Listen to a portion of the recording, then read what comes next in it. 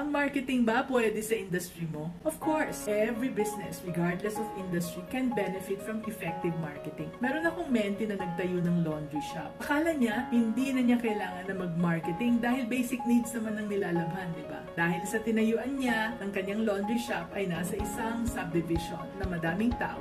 Ang akala niya, sure shot na ang business niya. Pero nagkamali pala siya. Ilang months na siya doon at wala pa rin masyadong taong nagpapalaundry sa kanya. And pinag-aralan niya kung bakit. Doon lang niya natutunan na halos half of the subdivision owners ay may mga washing machines na. At saka yung the other half, wala rin masyadong lumalapit dahil hindi siya kilala doon. So nag-brainstorm kami and ito yung mga strategies na in-apply namin. To attract customers, hinanap niya ang Facebook group ng subdivision owners at nag-post siya ng mga before and after photos ng mga damit na nilabhan niya. Naglagay din siya ng mga colorful bantings and streamers sa harap ng kanyang store, and sa mga customers na pumasok, nag-offer siya ng mga loyalty cards. So slowly, dumami na ang customers niya. Natutunan niya kung gaano ka-importante ang marketing para sa kanya kahit na maliit lang yung kanyang business. So, be business-minded, Pinoy.